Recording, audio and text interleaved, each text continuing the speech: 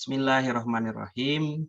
Assalamualaikum warahmatullahi wabarakatuh. Selamat siang, Sampurasun. Yang saya hormati Bapak Burdan Ali Junjunan SHMSI sebagai fasilitator dan pengampu agenda 3 manajemen kinerja. Rekan-rekan kelompok 1 yang saya banggakan, izinkan saya menyampaikan paparan tugas individu hari ketiga mengenai menganalisis pelaksanaan manajemen penganggaran dan menganalisis pelaksanaan manajemen risiko, serta menyusun strategi membangun budaya risiko di instansinya, dalam hal ini di Badan Perencanaan Pembangunan, Penelitian, dan Pengembangan Daerah Kota Cimahi.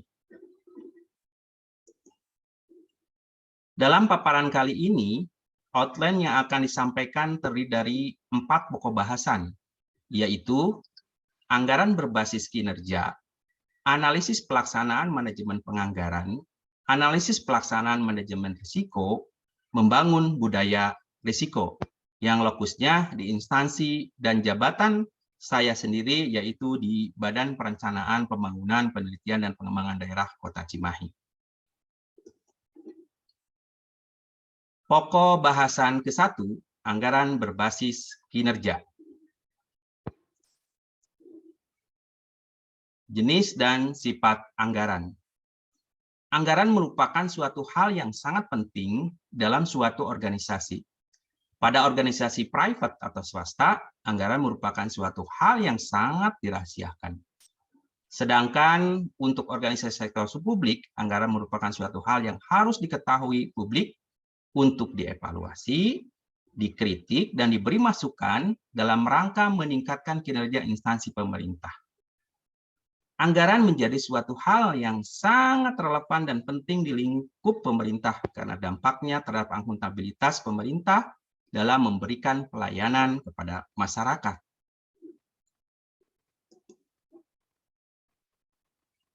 Anggaran berbasis kinerja merupakan suatu penganggaran yang berorientasi pada output organisasi dan berkaitan sangat erat dengan visi, misi, dan rencana strategis organisasi serta tujuan yang telah ditetapkan.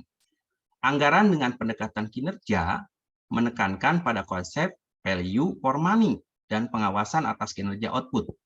Pendekatan anggaran kinerja disusun untuk mencoba mengatasi berbagai kelemahan yang terdapat dalam anggaran tradisional, khususnya kelemahan yang disebabkan oleh tidak adanya tolak ukur yang dapat digunakan untuk mengukur kinerja dalam pencapaian tujuan dan sasaran yang pelayanan publik yang merupakan bentuk dari akuntabilitas kinerja pemerintah kepada masyarakat.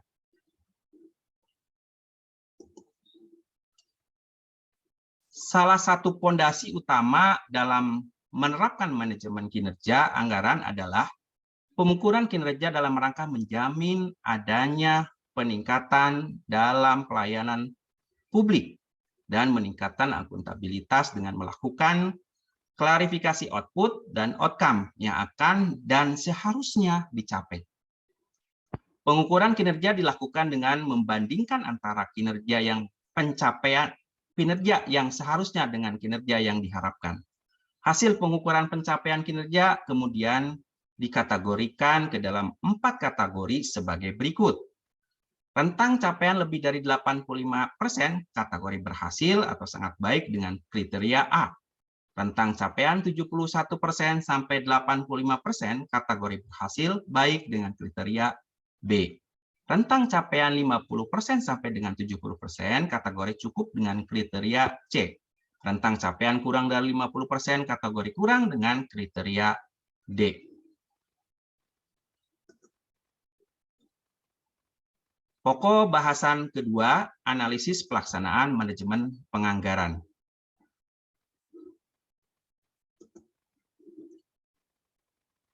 Renstra Bapelitbangda disusun selaras dengan RPJMD Kota Cimahi tahun 2017-2022 yang mengacu pada visi dan misi Wali Kota Cimahi terpilih sebagai berikut. Visi, mewujudkan Cimahi baru, maju, agamis, dan berbudaya. Dengan misinya, 1. Meningkatkan kualitas sumber daya manusia yang berkepribadian, berakhlak mulia, cerdas, sehat, dan unggul. Meningkatkan penyelenggaraan pemerintahan yang amanah, profesional, efektif, efisien, dan ekonomis yang berbasis pada sistem penganggaran yang pro-publik.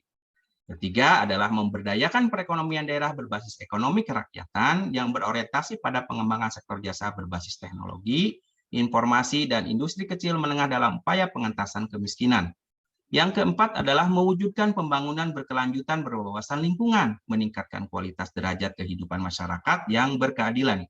Sedangkan yang kelima adalah peningkatan kapasitas pemerintah dan pemberdayaan masyarakat secara berkesinambungan dan berkelanjutan. Berdasarkan visi dan misi Kota Cimahi dalam RPJMD tahun 2017-2022, serta sebagai unsur penunjang urusan pemerintah pada bidang perencanaan, penelitian, dan pengembangan, maka tugas dan fungsi Bapilitbangda Kota Cimahi terkait dengan pencapaian misi kedua dan kelima.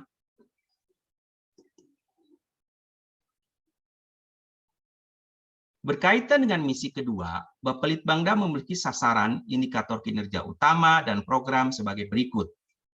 Sasaran, terwujudnya perencanaan pembangunan yang selaras antar tahapan perencanaan dengan IKU, persentase RKPD selaras dengan RPJMD, RKP, dan RKPD Provinsi, persentase renja selaras dengan RKPD, persentase renja selaras dengan RPJMD, di mana programnya ada dua, yaitu program perencanaan, pengendalian, dan evaluasi pembangunan daerah yang diampu oleh bidang perencanaan, pembangunan, pengendalian, dan evaluasi. Program koordinasi dan sinkronisasi perencanaan pembangunan daerah yang diampu bidang perencanaan, yaitu bidang perencanaan pemerintahan dan pembangunan manusia, bidang perencanaan ekonomi dan sumber daya alam, bidang perencanaan infrastruktur dan kewilayahan. Kedua, sasaran meningkatkan peran Litbang dalam perencanaan pembangunan daerah dengan IKU, persentasi hasil kelitbangan yang digunakan dalam perencanaan pembangunan, di mana programnya program penelitian dan pengembangan daerah yang diampu oleh bidang penelitian dan pengembangan.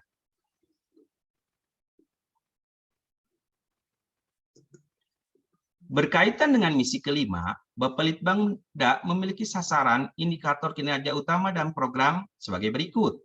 Sasaran adalah meningkatkan partisipasi masyarakat dalam perencanaan pembangunan dengan IKU persentase usulan masyarakat dalam musrenbang kota yang diakomodir dalam RKPD, di mana programnya program perencanaan pengendalian dan evaluasi pembangunan daerah yang diampu oleh bidang perencanaan pembangunan, pengendalian, dan evaluasi.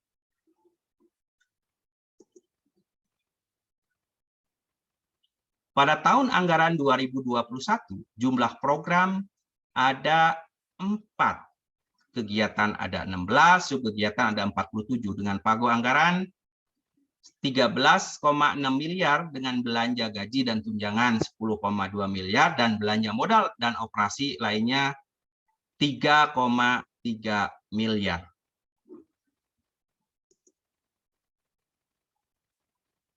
Sebaran program, kegiatan, subkegiatan, dan pagu anggaran per bidang sebagaimana tercantum dalam paparan.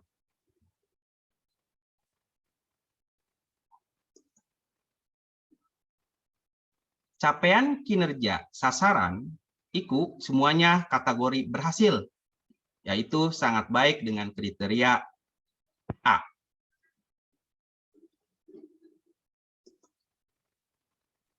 Capaian kinerja program semuanya kategori berhasil, sangat baik dengan kriteria A, sedangkan berkaitan dengan anggaran adanya efisiensi.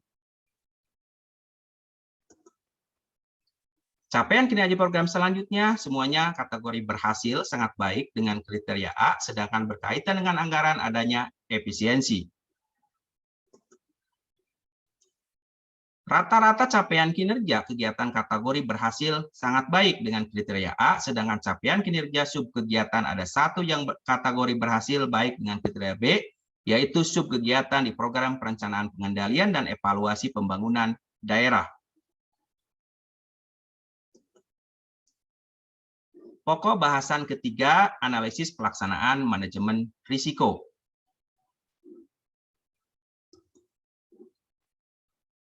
Pengertian risiko adalah suatu kondisi yang timbul karena ketidakpastian dengan seluruh konsekuensi tidak menguntungkan yang mungkin terjadi. Manajemen risiko didefinisikan sebagai proses mengidentifikasi, memantau, dan mengelola risiko potensial untuk meminimalkan dampak negatif yang mungkin ditimbulkan terhadap suatu organisasi.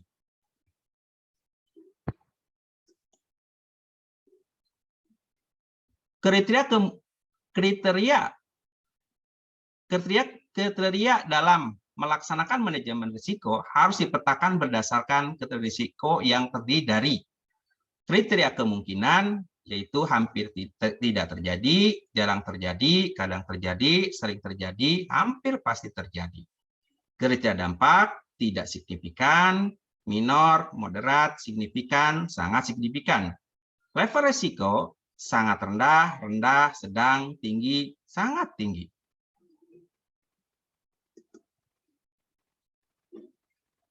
Dalam mengidentifikasi risiko di level unit sekretariat Bapelitbangda, sebagaimana sekarang saya diberi amanah, dapat digambarkan bahwa dalam mencapai sasaran organisasi meningkatnya tata kelola kinerja Bapelitbangda, terdapat 5 risiko kejadian dengan 11 penyebab risiko yang mengakibatkan 6 dampak risiko dan 12 sistem pengendalian yang sudah dipetakan dari level kemungkinan risiko, level dampak risiko, dan level risiko sebagaimana tercantum dalam tabel yang terlihat di hadapan rekan-rekan semuanya. Pokok bahasan keempat, membangun budaya risiko.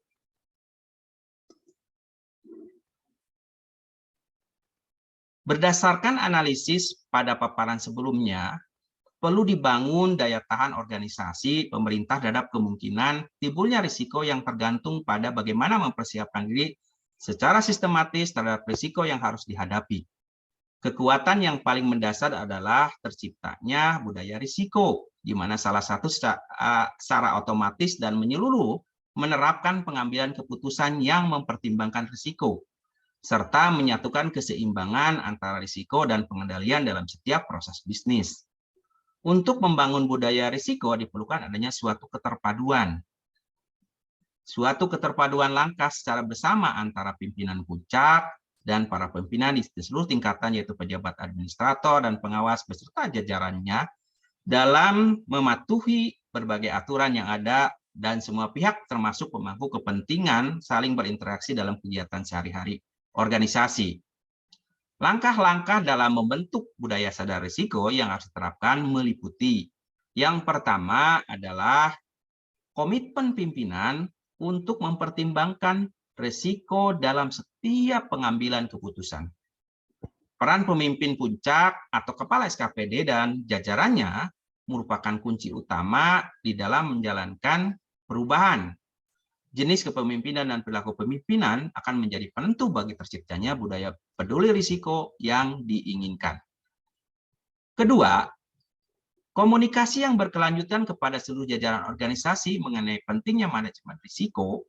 Komunikasi yang berkelanjutan diharapkan mampu menghasilkan perubahan sikap pada orang lain dengan tujuan untuk memudahkan orang lain dalam memahami pesan oleh seorang pemberi pesan atau komunikator, dan menimbulkan feedback dari si penerima pesan atau komunikan secara efektif.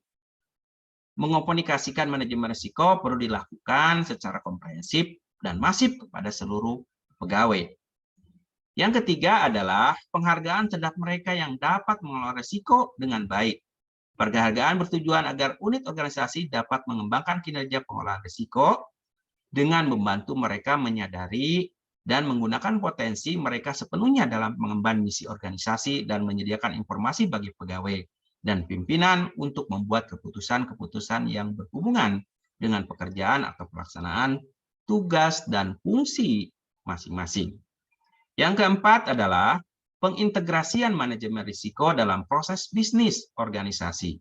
Pengintegrasian manajemen risiko dalam proses bisnis organisasi yang dilakukan secara bertahap dapat diawali dengan penyelarasan manajemen risiko dengan sistem manajemen kinerja organisasi dan bertujuan untuk meningkatkan efektivitas dan efisiensi.